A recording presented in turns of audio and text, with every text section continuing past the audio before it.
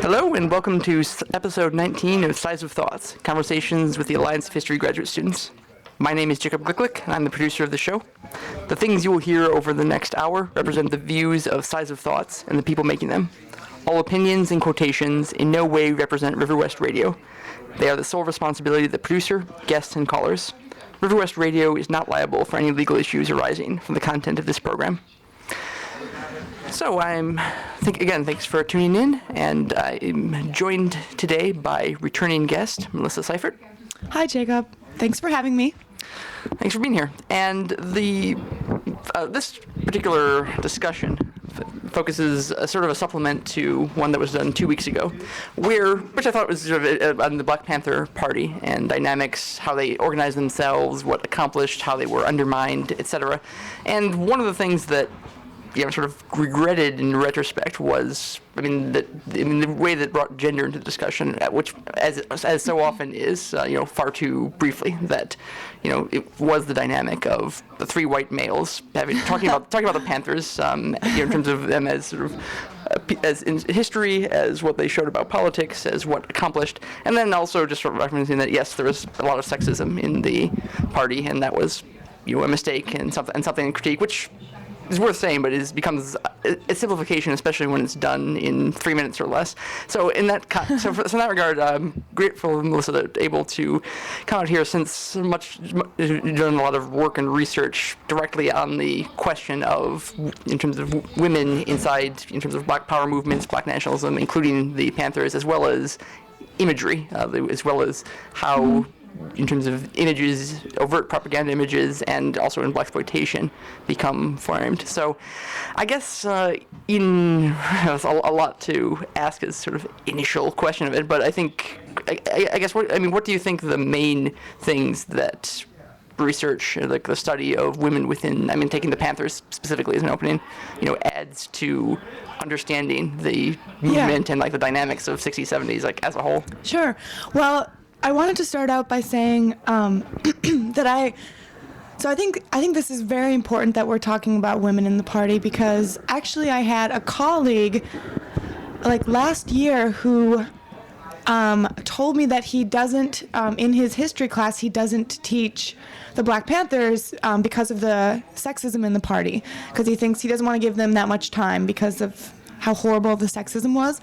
And I just said to him, well, what would all the women think? 2/3 of the party was women in 1969, and so what would all those women think about you excluding, their group that they were so integral to, just because there was this sexism in the party? So, and he was like, oh yeah, that's a really good point. And I think he probably teaches about the party and emphasizes the fact that women were so prominent within the party. So I think it is really important, especially since all we see is, within the, the discourse of Black power, and especially the Black Panther Party, is prominent men. So, so what I've done, what I think I can add to the conversation, even though I'm not the first one, I've read quite a few books, autobiographies by women in the party. So I've read Angela Davis's autobiography and Assata Shakur's, Elaine Brown's, and I've sort of been able to compare what they're saying, and they all touch on the sexism, but kind of in different ways. They're all, some of them are, Elaine Brown is a little more bitter about it in her autobiography. Angela Davis, of course, wasn't as involved and was more kind of involved with other, with SNCC and with other things, but does talk about it quite a bit. So, but the first thing that was is super, I guess, problematic about the time is that, Black power is kind of happening at the same time as women's liberation, this wave of women's liberation kind of stuff happening. And so a lot of Black women, and it comes up in Elaine Brown's book, felt as though feminism and women's liberation was kind of an issue for white middle-class women.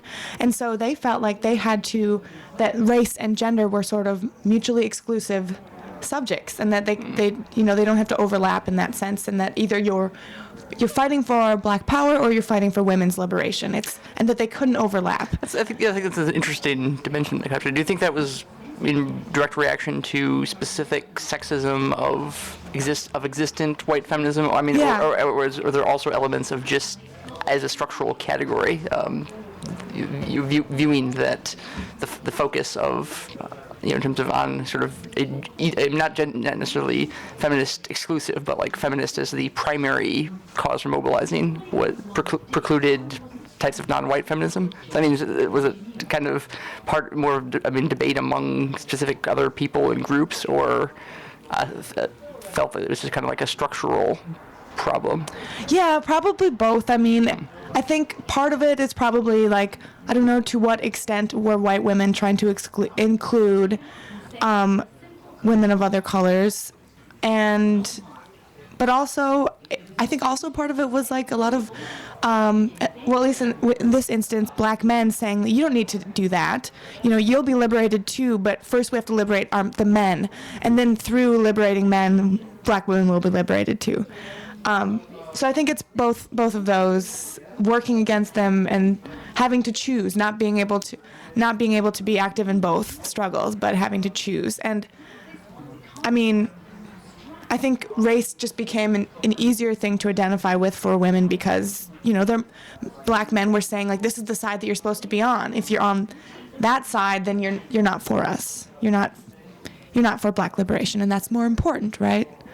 In this context. So yeah, it also seems to suggest that, can you view, in some cases, her silence or participating within a organization which, dominated by male leadership for much of its period, in particular more active and period of it, as not, in like sort of like the tactical means of it, rather than just being a misogynist, oppressive group, right? I mean, partly that there's multiple ways of reading women's autobiography and experiences and involvement with with the movements.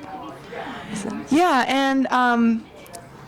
and clearly the women, like, they were very active. It's not like they were just in the group to be, just to be in the group because they had to choose one side. But they were super active, and of course, many of them did have to be the cooks and the secretaries and the teachers, because actually the Black Panthers, and you guys talked about this last week, that the problem of the way that the Black Panthers are seen sort of now is this very violent, male-dominated group, and as we're seeing, that's only true to some extent.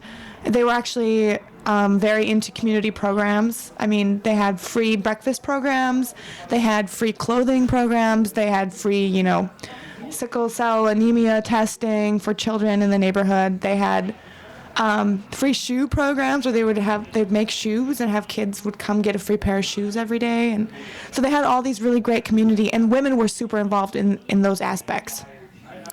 Right, because that's sort of the idea is like, well, you're a woman, you know how to make shoes, you know how to cook, you know how to make clothing, so you can be involved in all this stuff. You know how to teach, right? So women were actually super involved with all this kind of thing. And so, even though it probably I don't want it to sound like, women were just in this group to liberate men, but they were in the group because they felt like their community, they wanted to serve not only, and I'll probably go through some things that I found in the newspaper, but not only were they there to, quote, liberate their men, they were also there to liberate their community. And that involved, being the cooks and being the teachers for the children in the community. So, yeah, I think that's good. Interesting. Disparity. Partly the danger with any group of reducing their impact or definitions of their nature down to a single image is, well, first we can assume it's going to be a male image in most cases if it's a active group that's seen as holding power or trying to achieve power, but also, because that, it seems like it provides a, very partial understanding of why they were, at least as prominent as they were, or what they did accomplish and achieve. So in some cases, it seems like, it would even just another indication of tendency to try to portray a movement, including an activist movement, in terms of its leader, in terms of the person making the most speeches of it, to extent, I mean, or even just identifying as a Huey Newton being, Yeah. as being sort of martyred, or as some other leaders of Eldridge Cleaver or others, in terms of like selling out, that shows this the movement decayed or sold out, which, as pointed out, given large number of people doing it, many of whom went on to become, probably more active and and sort of politically involved than might have been without Black Panther Party. It becomes a simplistic view, but Yeah, and I mean, just to bring it back to the women, and so you never see a picture of Elaine Brown when you type in, Black Panther leadership or anything like that, right? And she ends up taking over the leadership when Huey Newton exiles to Cuba, right? In like 60, is it 62 or 64 between there? Maybe 60. Let's say 63. So she's actually like becomes leader of the Black Panther Party and changes a lot of the programs, and you never ever see pictures of her when she's not someone you think of when you think of Black Panther leadership. You're right, it's men only. Yeah, and as I said, I mean, 2/3 of movement, but on the rest of it. So I guess talking about what kind of images do you see used? I mean, I guess like the three different levels. I mean, partly what in culture as a whole, or what's endured, or what kind of legacy or aesthetic sort of evokes Black Panther's Party now. Also, how movement attempted to portray itself. I mean, as you mentioned, the Black Panther newspaper and their own attempts at sort of like alternate media and self-representation. And then I guess also, I don't know, images beyond that. What other images were there that just aren't being seen in either narrative? Well, okay, we could start by thinking about the images that the mass media was producing in the newspapers. Yeah. And what is that, right? You know what those images are. Everybody who's listening, all the people who are listening, you know what that is. Like, what do you think of when you think of Black Panthers? And we said it earlier, it's, images of men with this very specific wardrobe, right? The black beret and the black jacket. Usually with a large black gun, right? Right. And marching in large groups, sometimes signage. So that's like the image that we see. Usually not smiling either. Usually not smiling, yes. Part of the sort of the stern posing. I mean, dangerous, but dangerous. But also, that's a good word. And so that's what you see, and all of the mainstream media is showing that kind of image. And I guess also, and with that, was that something that the Panthers themselves, to what extent they play up in own publication? I mean, it seems it seems that plays a role. It becomes an easy approach to sort of demonize or justify to white America that why Fred Hampton is being shot and his body carried out by smiling cops. But it's also useful if our position yourself as a sort of the more militant aspect of that is pushing black liberation. Well, that's interesting because for one, like the mainstream media is interested in these images because they legitimize everything that we've been told. That this is a dangerous group, so watch out, and we should be against them. They're a bad group. That's what we're trying, they're dangerous and they're bad is the image that we're trying to get. And that is what the mainstream is selling us, and that is what the president wants to sell us, right? They're the most dangerous group in the United States, right? That's a quote. Well, that's a paraphrase. So that's what we're getting in the mainstream. But then, so you're back to your comment on what's happening in there. So just so people know, the Black Panther Party actually did have a newspaper called the Black Panther that ran from 1967 and then probably till the late 69, and then kind of ended then, but then has a group of people who were originally involved and children of people who were involved have revived the magazine or the newspaper, and I think it's has a small circulation in the Bay Area right now, but the original. So the things that I've studied are the actual 67 through 69 paper, and actually the University of Wisconsin in Milwaukee has the entire newspaper between those years on microfilm in the library, in the archives. So if anyone's interested, it's super fun to go look at those, and exposes my nerdiness. But so I looked through the whole thing, and it was actually really great. but it does give us an idea of like what kind of images they're interested in, how they wanted to represent themselves to their community. Like these images aren't going really very far outside of the ghetto.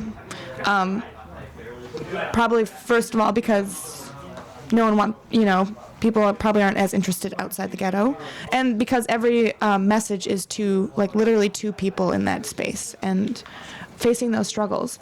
But so the image that they're trying to portray is also a very militant image in their newspapers, and the artist. So in undergrad, I was studying an artist named Emory Douglas, who is like the artist that people have started to study a little bit. And so when I say this, I mean like one person wrote a book, but it's not really even that. It's more of an image book, and then like 3 people have written, journal articles or something. So it's not really been studied that much at all. But a few people have talked about Emory Douglas, and he's got these. So he was an artist, a graphic design artist. From the San Francisco College, is that right? College of San Francisco, State College, I don't know. City College of San Francisco, is that right? Okay. But and joined the group right after the group became a group, and became the Minister of Culture and also the Revolutionary Artist. And so he had prints in every single edition, so we had to do them super quick because they were weekly, and had, probably like 8 to 10 different pieces of art in each one, depending on what the issues needed with each week. He actually also came up with he's the first, you've maybe seen like these images of cop pigs, right? So that's like that's sort of his image is, there was a campaign at the time for a support your local police campaign, and he countered it by, having this picture of a pig and saying, posting these in the area. These were also posters, I should say. They also were printed off as posters. And it's hard for our listeners right now because you can't see these, but look up Emory Douglas online. There's actually the MoCA, the Museum of Contemporary Art in Los Angeles, had a show on his work like 5 years ago or something, and they still have a bunch of his works on their website. So if you look that up. But anyway, so he's putting forward this very violent, like a lot of cop killing, a lot of people just using the weapons that they have and killing cops, and also a lot of pretty funny, like humorous taglines with each image. So were these posters and images that popularized the phrase, the slogan, "off the pigs" as well, or was that? Yeah. Mentioned? Okay. That's so it's all that good stuff. Which is also so the short Black Panther documentary or film that was made from this period that was also collected at UWM Library. Oh, yeah.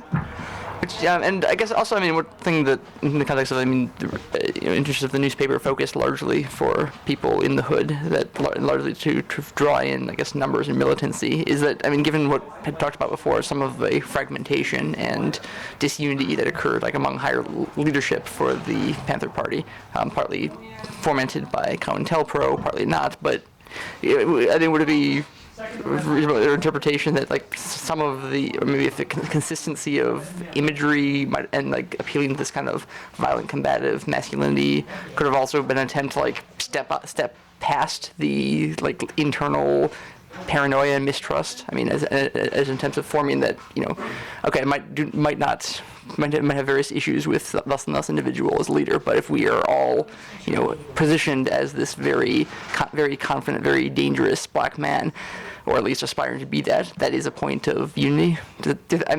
Yeah. Okay. I think definitely, and it's a lot of the images are sort of like anti-capitalist, like anti-president, anti-state in a lot of ways, anti-authority, anti-cop for sure. And that's the type of thing that we can all agree on, right?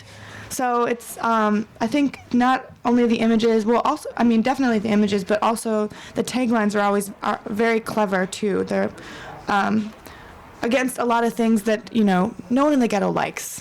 So definitely ways to unify a community. In this, in the well. context of all the things you sort of mentioned, state capitalists, presidents, etc. I mean, would that also react against male figures as well? I mean, in terms of imagery or posters that are attacking or that are encouraging against it. I mean, assume that a male cop, a male president. Does it deal at all with representations of white women, for instance, or? No. No. Okay, so I have not seen anything against any white women, or which becomes interesting. No, I mean, at all. if also their own imagery doesn't promote black women. I mean, it seems that it becomes possible to. I have not seen any images of white women in any issues here. But there's lots of images of black women, which gets to another point, is like if we're trying to. So this is different, right, from the mainstream media in that it actually shows a lot that the group had a lot of women. So there are a lot of images of women, which kind of became like the subject of my study, because these women are usually, they're pretty revolutionized. They're really muscular and they're almost androgynous in some senses. Like they have big muscles. There's a couple of them. There's a couple that aren't. I mean, there's a few that are more like the kind of like housewife and cleaning person images that are, women with like the typical head wrap, the kind of the Aunt Jemima stereotype image. But then there's these very revolutionary women.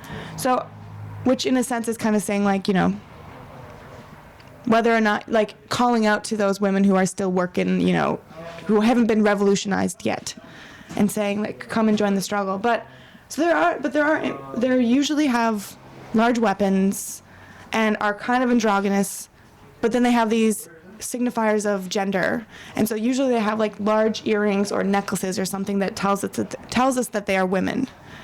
Or I can't remember if they always have, usually earrings are the way that we can tell these are women, which is kind of interesting. So they have like this costume of gender. And it's a very idealized like cartoon of a woman in a lot of ways. And that's what I sort of studied. It was like, why would they be so interested in representing women as so like revolutionized when in most cases women were, teachers and weren't on the front lines, didn't actually have huge guns in their hands, hardly ever.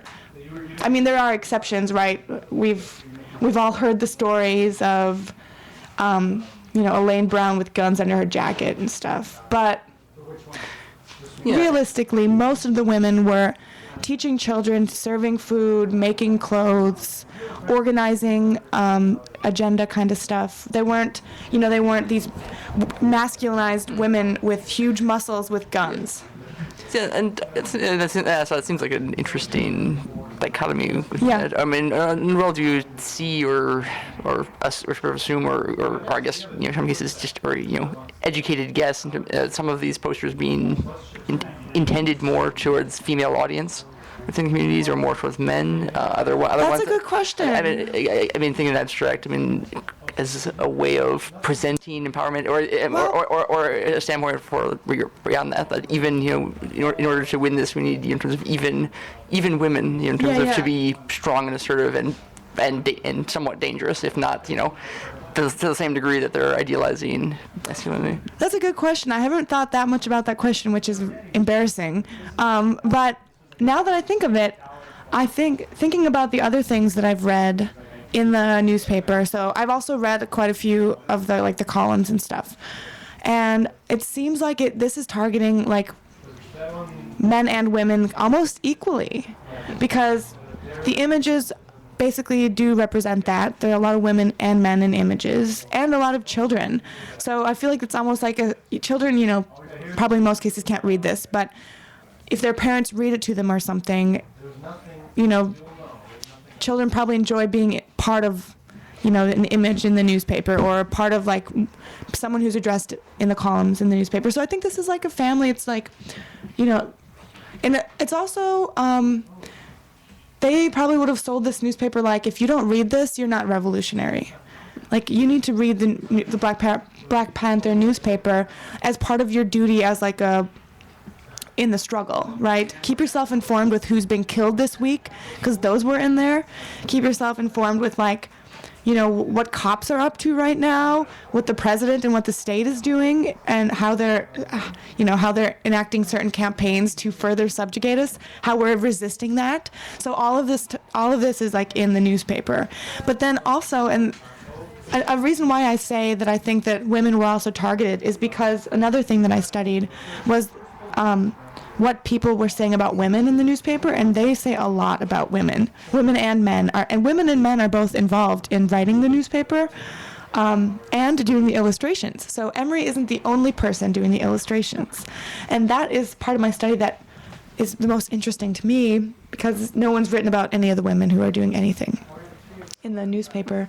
And there are women artists who are drawing pictures of women, and they're published in the newspaper, and they look very different than Emery's images, but we'll get back to that later. But there's a lot of letters to women, like generally to revolutionary women, like read this, or poems to women, poems to mothers. Yeah, there's a lot of that. Interesting. I mean, since better familiar than this in another context of some anti-colonial nationalism and sort of revolutionary anti-imperialist nationalism, like especially in Algeria, which is willing to, try to mobilize women extensively, even mobilize women in sort of directly violent roles, since they realize that tactically they can get through certain barricades and carry bombs into crowded areas more effectively than male Algerians can. So using in terms of French colonial sexism against themselves, just because because it works as a tactic, ultimately is why sort of doing it. But by the same token, it's male leadership that subordinates them of it, and and the common rhetoric is that yes, women's issues and feminism are important, and we are seeking to build a more genuinely egalitarian society, but we have to fight the French first. We have to move in. So it gives a strong, in some cases, decisive tactical role, but structurally are subordinated. And after the revolution becomes a convenient way to then to postpone and then suppress attempts at independent organizing, which seems like it becomes some way of reading it, but not entirely. It seems like you're outlining in terms of that, both because some of the presentation of role is a little more ambivalent. If not actively employing women as in some of the direct confrontation elements of the Black Panthers were. For the most part. Individual cases are just partly because people of both genders of it, in some cases, are that militant, or in some cases are somewhat confrontational. But it seems that that's not something the party as a whole is attempting to do. But still creating space where we can at least sort of like imagine that, and space of it for discussing it, and actually having some female authors that are identifying it. I don't know. It seems it's partly identifying a kind of a lot of intriguing contradictions or openings or things that are less contradictory than might have assumed that just academic inertia has not explored as extensively up to this point. Yeah, that's fair to say, I'd say. Yes, we always love beating up on sort of professional academics here, which is a makeup for the fact that likely many of us will be very tricky to find ourselves becoming actually professional academics longer term. So again, I know, art historian and context of it, but does also seem that there's ways that the imagery with the Panthers is the primary. That's the kind of thing 2 weeks ago. Sort of thought that ultimately, like, more than the actually like number of police that the Panthers killed, or even the number of scale that they were able to operate in, like more enduring for kind of better and worse, was this kind of image presented by themselves, by the media, by wider culture, by blaxploitation. I don't know.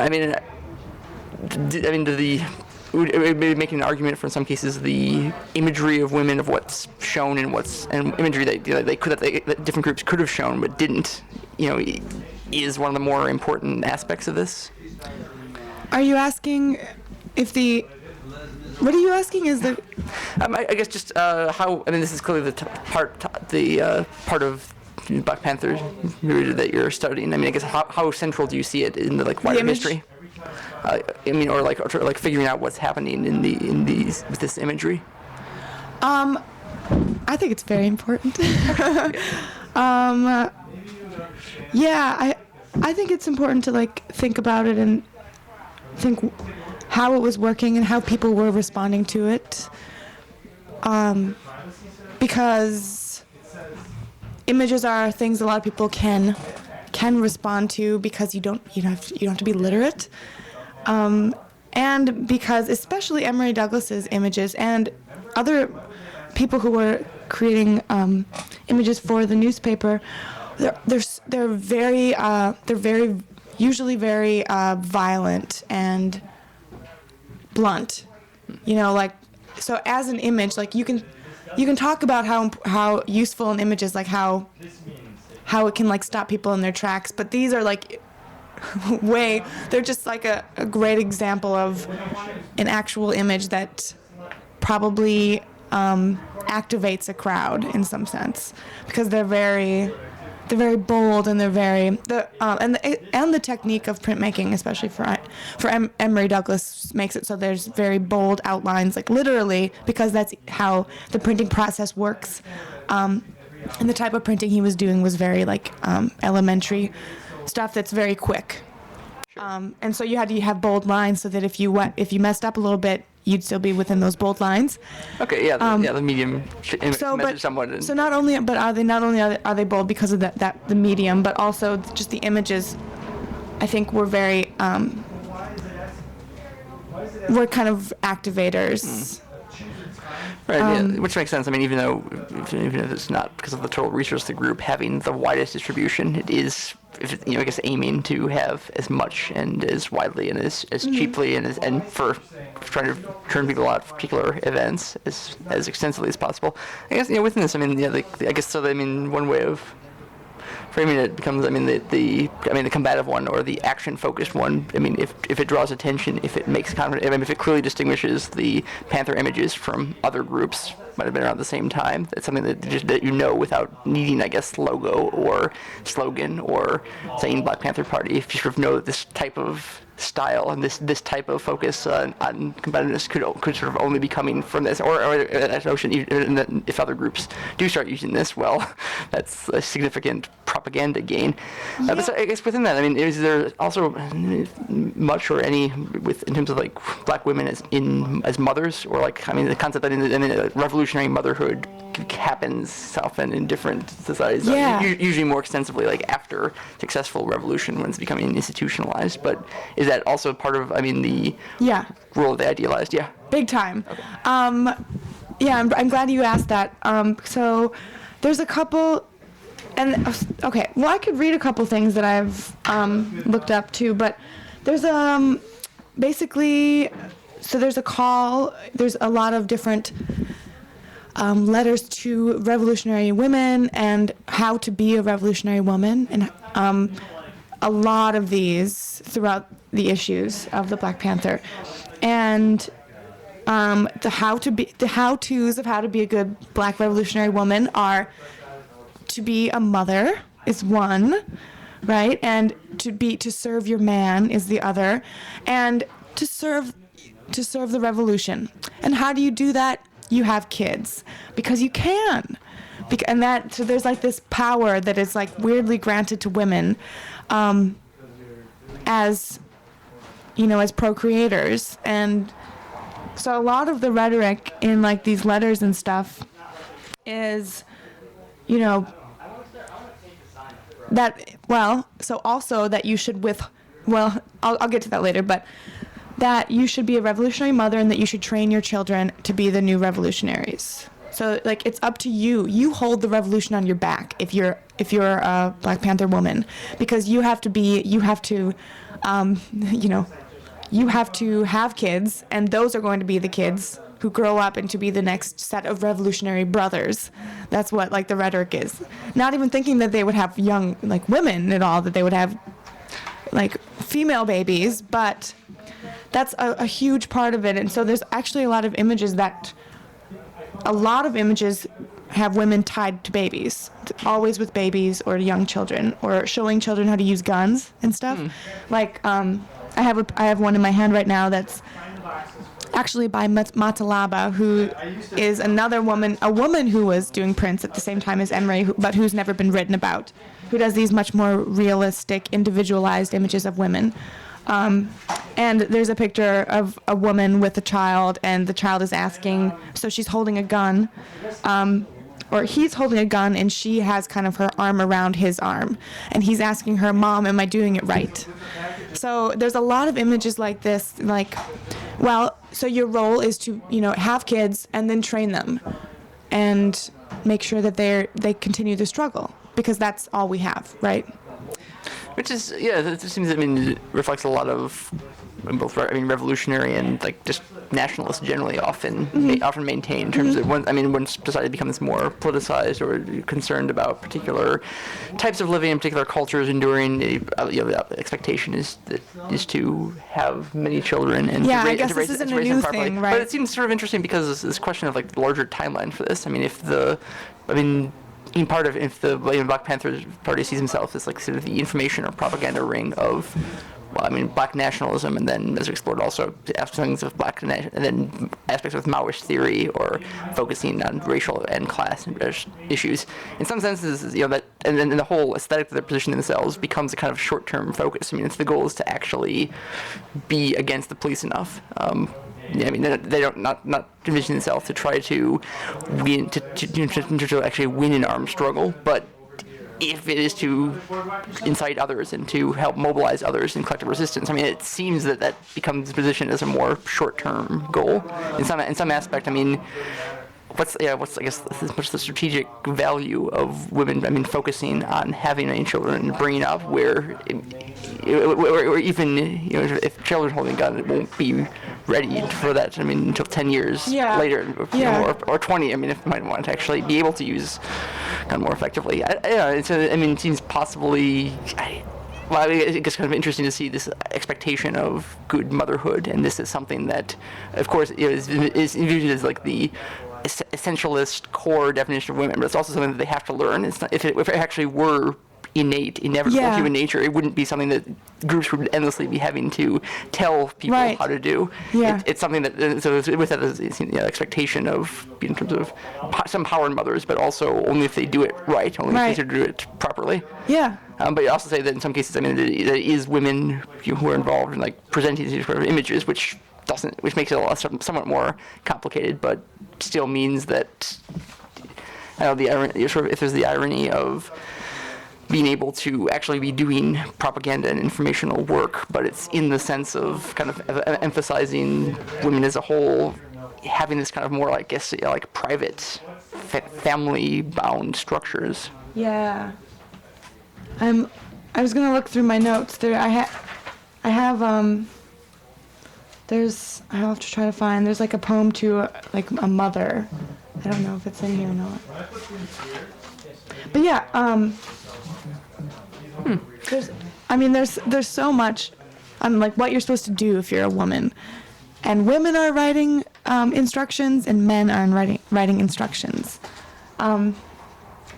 So it's just like full of this kind of stuff. The baby making skills are definitely very, very useful. And I guess it's weird because so these women have power, because they have one of their powers is the ability to have kids.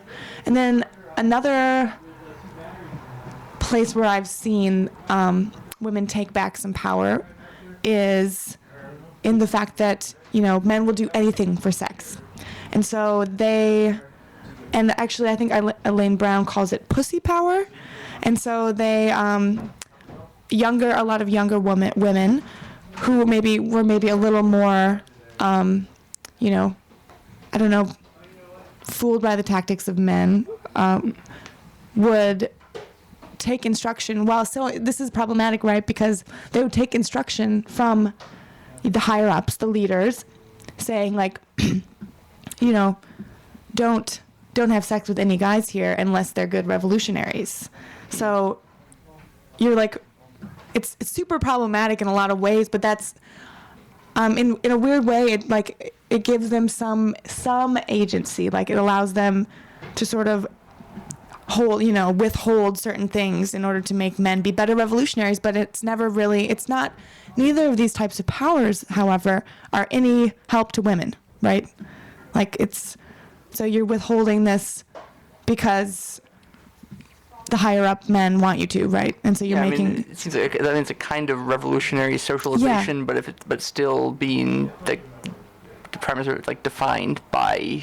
Yeah, it's totally defined. And then the other example, I guess what's been called the womb of power, is also just a way to benefit men, right? Because the whole idea is that you're going to have, your male babies are going to be very useful to us in the future. Right. I mean, the male leaders in the Black Panther Party get to take and sort of train youth, or to even train children, but not, but whereas the women had necessarily to sacrifice during pregnancy, childbirth, and also the early upbringing aspects of it. So yeah, I mean, it becomes a better deal for men forming this. It seems it just very different expectations of work, which is also interesting given some of the hyper ideological phase or the class, the class basis, something like Maoism more broadly, or the emphasis on, in terms of a revolutionary overturn of capitalism and systems of alienation of people from work and mobilization of workers and community. And so I guess you talked about some of the theory that comes out of women's, at least through their autobiographies or writings they make in reflection of this. And was that sort of dimension that connected like the sort of feminist claims of it, that like these expectations on motherhood and the family role were sort of problematic for similar reasons that capitalism as a whole was? Was that a argument that was occurring in this? The idea that this idea that women in the family are like that becomes like the family unit becomes, the woman becomes attached to this family unit, and this it's something that it replicates the issue of like exploited labor with in terms of like low paid or unpaid things that are expected for people in there. I know, like, Asata is one who talks about it more because she actually had a couple children while she was, a revolutionary, and and she didn't like the idea of, like, she didn't have time for a child, and because she was so into the revolution, and so she was very torn. And I remember there's a specific chapter where it's just her being very like, I don't know how to deal with being a mother and being a revolutionary, because I don't think you can do both, because both are full-time jobs, and we know that motherhood is a full-time job, but it would have been assumed that, like, well, by being a mother, you're being a revolutionary. But for her, it was like, no, I want to be out on the streets doing things. And that is what it means to be a revolutionary. She wasn't like buying into the whole, well, just be a mom and then you'll be a revolutionary thing. So I know that that was something that came across in her book, and she had a really hard time, and she had her child go stay with her grandma because the grandma. So her mother basically raised her child for a while, because she just couldn't reconcile the two, and didn't think that knew that the way that she wanted to be a revolutionary was not going to allow time for being a mother. Yeah. And that reminds me, another point was to ask, in terms of like this imagery that gets very, bound up notions of, race, race, gender. I mean, to extent class that feature in all this. I mean, also, I mean, see age in this. I mean, I assume from imagery, I'm talking about that it's almost exclusively like youth. Very young. And in some cases, youth and children. Yeah. So that there's not.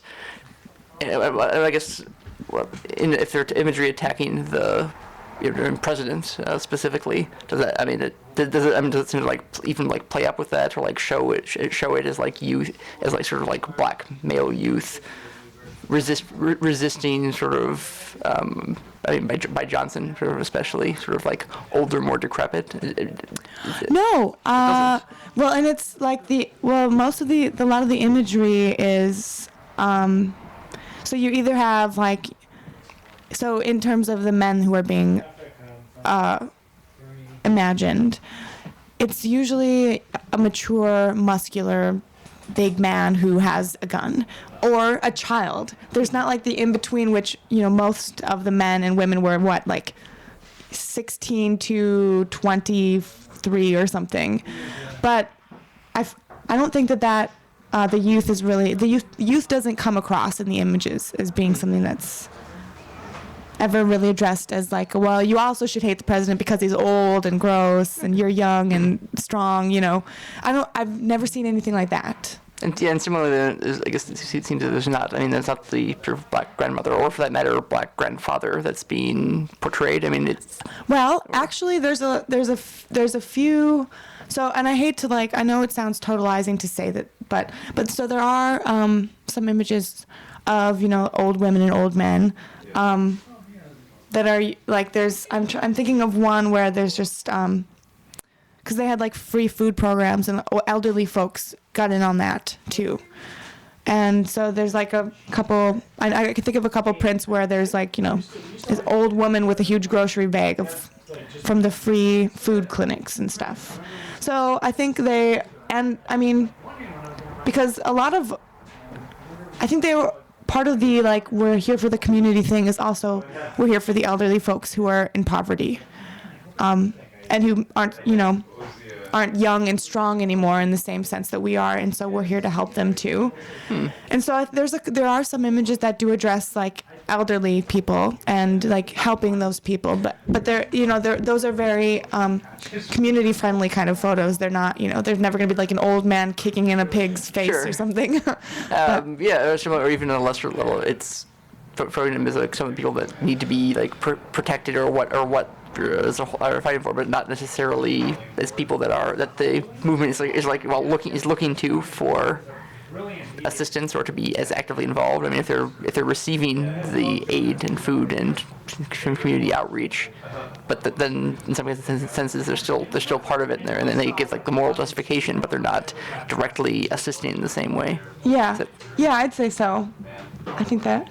Which I guess seems like it could make sense in a number of ways. I mean, particularly if they're envisioned as a new militant revolutionary group that, well, in terms of the sense of it, in terms of other people had the chance to make it, to do this of it, but they didn't, and now we need more physical confrontation. Now we just need a younger, in terms of Malcolm X-esque or Maoist or whichever revolutionary form. Yeah, I think it was smart for them to include the older folks and the younger folks, because there's it's a good way to tie a community together and to tie a struggle together. So these elderly folks have been fighting, but they fought a different fight, right? And now we're fighting, and it's a continuation, but it's a changing fight. But just to be sure to include all those old folks, even though the fight has changed slightly, right? Because, more is always better than few, right? When you're fighting the revolution. But, yeah. Yeah. Also, just in terms of with the newspaper record and imagery as a whole, does it seem that this is something that, it's clearly, is like systematic or sort of like planned or is like non-coincidental why you see these images predominate and not others? I think that, in terms of was sort of self-awareness or of this, was it, I guess, or even on side of it, like how much sort of like planning or internal discussion went on in terms of which images to publicize? I don't think much. Okay. It was actually a small group of editors, and Emory Douglas basically was in charge of all the layout because he was the Minister of Culture too, and so he was in charge of the layout and the images. And I'm not sure, but I really think that it was sort of like, you address what's going on in the community right now. So a lot of the stuff is actually referring to certain people in the community, certain people who've died, addressing, issues that are happening on a state level and on a country level. But I think it is a small group, though, so I think that a lot of the images are actually, you can kind of give that credit to Emory for the ideas. And I'm sure there are other ideas coming in, and I'm sure other leaders were kind of like, hey, you should do this week, you should do this. But images don't, yeah, I think that's all I'm going to say. I think that's... Okay. Yeah, which also makes, if you're attempting to just get things out there or draw people in certain areas. And it happened in such a quick turnaround that, you wouldn't have time to, ask everybody in the chapter what they wanted this week in the, Yes, this piece of political artwork will be formulated by committee and then approved by subcommittee. Yeah, to make sure. Which also suggests one of reasons. Since the other thing that the radio show likes speed up on, besides from professional academics, is useless doctrinal leftist groups, but an actually involved, active revolutionary movement doesn't have that focus of that level of purity or completely calculation of intent. It has to be things that are produced rapidly, disseminated rapidly, and then work or don't. But okay, so I guess connecting that just back to the thing that we talked about initially at the start of the hour. The question of sexism in the movement, sort of colleague mentioned. It seems we have pointed to a number of structures in which the expectations for women were more prescribed and somewhat more limited. Is that generally what people are talking about, do you think, when they dismiss the Panthers as a whole because of sexism? Is it the unequal roles within the revolutionary imagery or vision? Yeah, I guess if people are, I feel like people who who overlook the Panthers, usually it's because of the sexism, I'm sure, or if they're a little less liberal, maybe they might. It's easy to see them as only just a violent group who were just killing gung-toting thugs is kind of a good way to think about what the images show. And so I think other people have dismissed them. I have family members who are like, "You're studying the Panthers? They're just out to kill everyone who's white, right?" And I'm like, well, no, actually they had they formed because they were trying to help their community, and they had school for children and free breakfasts for children who didn't get breakfasts. And I'm telling them all these great things that actually made a difference within a community and within a space. And so I think that those are kind of the two reasons people will dismiss. That's super problematic. Yeah. They're certainly worth studying within the larger scope of that time. Yeah. I think so. And as my last comments, I guess, I think that it is important to be studying these women because so John and I were looking through our textbooks. We're just doing kind of a weird kind of a test, and look through all of our textbooks, and we're looking in the back and looking for Black liberation movements and stuff in index and seeing what was in each book, and it's always Black men. There's never, if many Black men, right? It's always a very small chunk that's on Black power, and it's never any women. And maybe Angela Davis will get her name in there, right? Because she's become such a prominent prison abolitionist. But so that just looking through all of our prominent textbooks, I think these women need to be talked about more, and they're not. So I think it is important to bring them into the study of Black power. Including these women artists who no one's even heard of. So good. Yeah, good. I'm glad able to provide supplement, and also it's suggesting that the issue with sexism and marginalization of women wasn't just a problem for the Black Panthers, but also our problem, a problem of people. Yeah, people in communities that study them. All right, so thanks very much for that. This has been Size of Thoughts, Yeah, thanks a lot, Conversation Jacob. Lines of History graduate students, and I would say stay tuned to hear Killer Radio Show, or tune in again with us next week, Tuesday, 7 p.m. And also a special event this Saturday from 7 to 8 p.m. I will be guest starring on new show at River West Radio called Women in Islam, Reflecting Reality, Combating Bias, as organized and sponsored by Women in Islam at UWM. Thank you and good night.